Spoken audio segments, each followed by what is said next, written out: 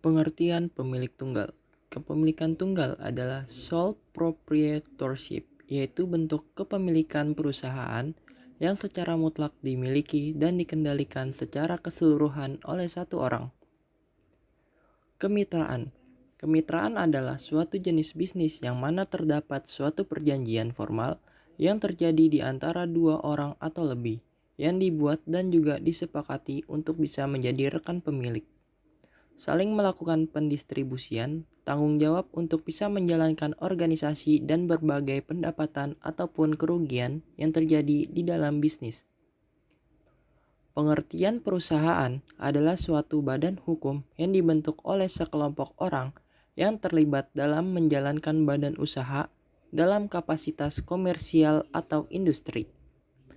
Risk and return adalah kondisi yang dialami oleh perusahaan, institusi, dan individu dalam keputusan investasi, yaitu baik kerugian maupun keuntungan dalam suatu periode akuntansi. Existing firm adalah sebuah perusahaan yang terdaftar secara legal. Kunci dalam menjalankan bisnis. Yang pertama, bentuk bisnis apa yang harus digunakan. Yang kedua, bagaimana bentuk kepemilikan yang digunakan akan mempengaruhi potensi pengembalian dan resiko bisnis. Yang ketiga, bagaimana bisa mendapatkan kepemilikan bisnis yang sudah ada. Memilih bentuk kepemilikan. Akses bisnis ke pendanaan, kendali bisnis, pajak yang dibayar oleh bisnis. Ketiga bentuk ini masuk ke nilai perusahaan. Pemilik tunggal memiliki keuntungan dan kelemahan. Keuntungan yang pertama adalah pendapatan, pengorganisasian, terkontrol, dan pajak yang rendah. Dan kelemahan dari pemilik tunggal adalah kerugian, tidak terbatasnya kewajiban, pendanaan yang terbatas, dan bakat yang terbatas. Kemitraan. Kemitraan dibagi menjadi 4. Yang pertama, ada kemitraan umum, yaitu bentuk dasar dari kemitraan. Mitra berbagi keuntungan secara merata, begitu juga kewajiban keuangan dan hukum dibagi merata antar mereka, di mana mereka memiliki tanggung jawab tidak terbatas. Yang kedua, kemitraan terbatas, yang dimiliki satu mitra umum yang mengelola bisnis dan satu atau lebih mitra terbatas yang tidak berpartisipasi dalam operasi kemitraan dan yang tidak memiliki tanggung jawab, serta kemitraan pertanggungan terbatas yang serupa dengan kemitraan terbatas, namun mungkin ada beberapa mitra umum.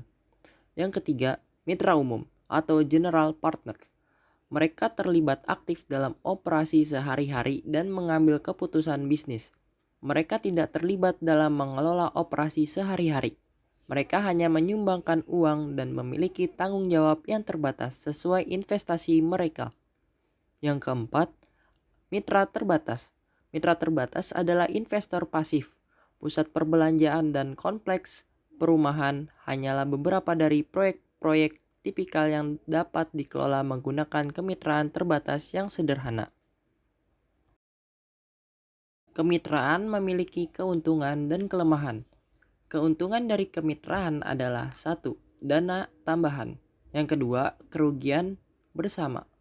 Yang ketiga, spesialisasi. Kelemahan dari kemitraan adalah 1. Kendali bersama, kewajiban yang tidak terbatas, keuntungan bersama. S Corporation. Apa itu S Corporation? S Corporation juga dikenal sebagai subbab S, mengacu pada jenis korporasi yang memenuhi persyaratan kode pendapatan internal tertentu. Persyaratan tersebut memberi perusahaan dengan 100 pemegang saham atau kurang manfaat pendirian saham dikenakan pajak sebagai kemitraan. 1. Kewajiban terbatas atau liabilitas terbatas. Liabilitas terbatas atau kewajiban terbatas adalah sebuah status legal di mana tanggung jawab pemilik sebatas nilai investasi mereka di perusahaan atau kemitraan. Kemudian, pemilik hanya kehilangan uang yang mereka investasikan di perusahaan jika bisnis bangkrut. Yang kedua, pajak perorangan. pajak perorangan, pajak penghasilan orang pribadi atau PPH. Orang pribadi adalah pajak yang dikenakan terhadap subjek pajak orang pribadi atau OP atas penghasilan yang diterima atau diperoleh dalam tahun pajak maupun bagian tahun pajak. PT atau perseroan terbatas. PT atau perseroan terbatas adalah badan hukum yang didirikan berdasarkan perjanjian, melakukan kegiatan usaha dengan modal dasar yang seluruhnya terbagi dalam saham dan memenuhi persyaratan yang ditetapkan dalam undang-undang. Kewajiban terbatas atau liabilitas terbatas adalah sebuah status legal di mana tanggung jawab pemilik sebatas nilai investasi mereka di perusahaan atau kemitraan. Kemudian pemilik hanya kehilangan uang yang mereka investasikan di perusahaan jika bisnis bangkrut. Yang kedua, keuntungan mitra. Keuntungan kemitraan adalah kemitraan memungkinkan laba dan rugi bisnis untuk dilaporkan pada pengembalian pajak individu dari masing-masing pemilik. Kekuatan individu masing-masing mitra dapat dimanfaatkan untuk bekerja di arena manajerial dan finansial. Kemitraan relatif mudah dibangun. Pengembangan pemegang saham. Ada yang diadakan untuk umum, ada yang dimiliki secara pribadi, dan saham mendapatkan dividen dan harga stok. Perusahaan memiliki keuntungan dan kelemahan. Keuntungan yang pertama, kewajiban terbatas, akses dana, dan transfer kepemilikan. Dan perusahaan memiliki kelemahan, yaitu biaya tinggi, pengungkapan keuangan, masalah agensi, dan pajak yang tinggi. Existing firms.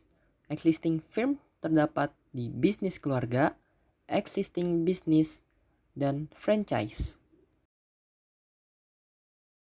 Keuntungan dari existing firms. Yang pertama, adanya proven style. Yang kedua, pengenalan. Yang ketiga, keuangan. Dan kelemahannya ada pembagian keuntungan dan juga kurangnya kontrol.